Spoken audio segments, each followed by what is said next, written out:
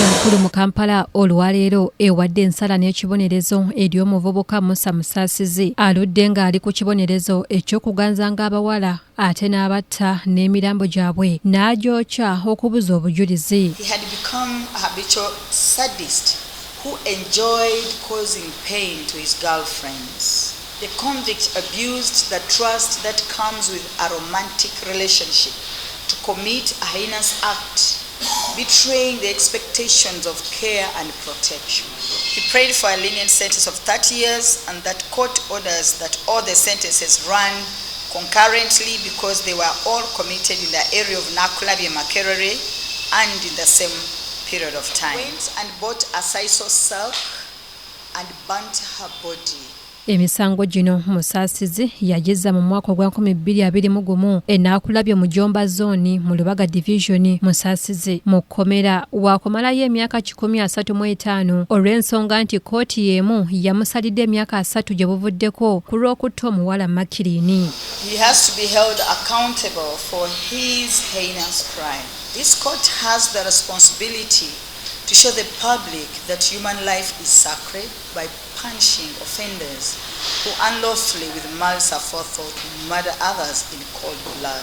Condemn criminal conduct by meting out punishments that are deterrent, and where the offender has become a serial killer like in the instant case, retribution is very necessary. Mu Kkooti ab'enganda z'abawala beyatta okwali Violet Kansiime Akiiki eyali ow'emyaka 2 ne muwala we eyali omuwere mu Kkooti babaddewo ogoberera ensala ya Kkooti. Musasizi abadde awera ennemba n'emisango 4 okuli okutta abawala basatu beyasookanga okuganza n'omwana omuwere nga bano battibwa mu bukambwe. The photographs and post-mortem reports are just horrendous to look at.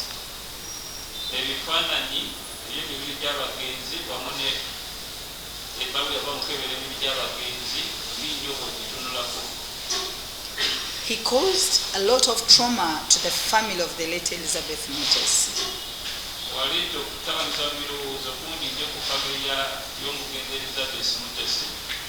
His character can only be described as wicked, satanic, and evil.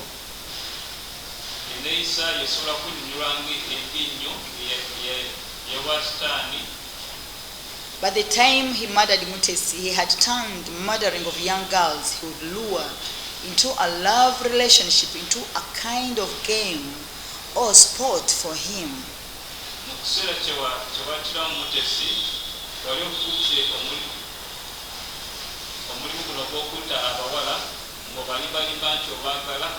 Absence of any apparent provocation, coupled with the method of killing, which was strangulation during a seemingly ordinary activity, emphasizes the truly disturbing and cold-blooded nature of the crime. He responded by saying he felt bad, and when asked what punishment he thinks he deserves, he took long to respond before finally saying he deserved 30 years because it was not intended. Omulamuzi bw'abadde awa ensala eno ategeezezza nga bwe yakizudde nti Musasizi ono yatta abantu 5 okwali ne bbujje nga bano yatuganga batuge era n'asalawo okumuwa ekibonerezo kino. He had turned murdering of young girls he would lure into a love relationship, into a kind of game or sport for him.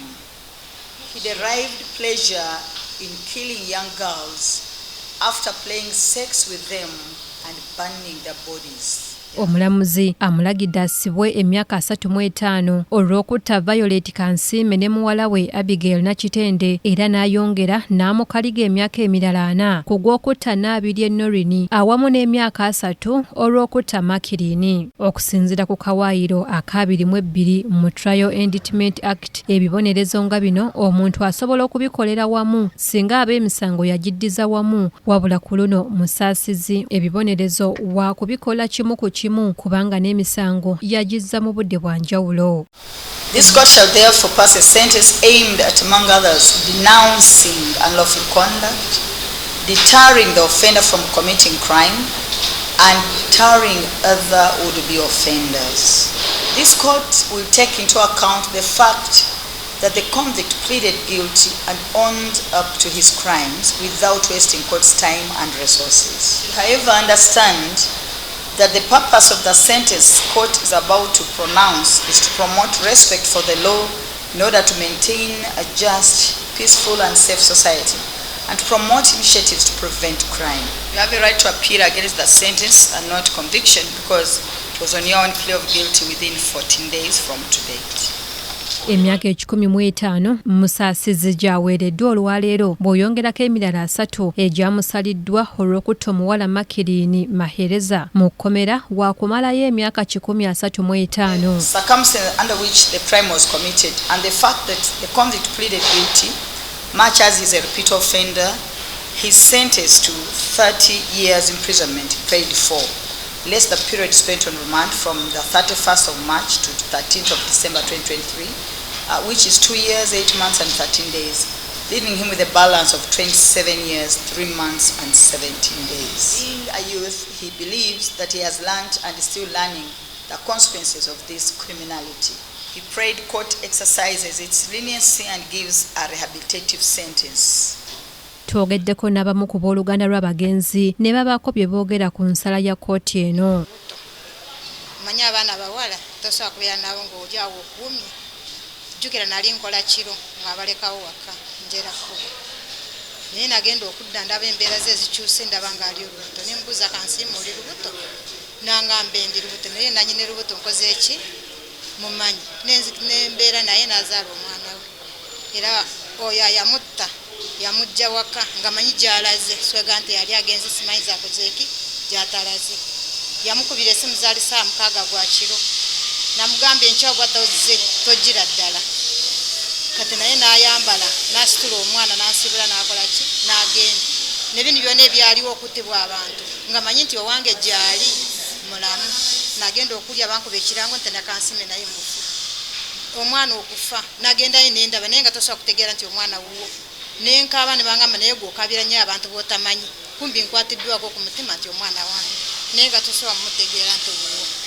Musasizi waba wakujulira ku nsala ya kkooti eno alina ennaku 14 zokka.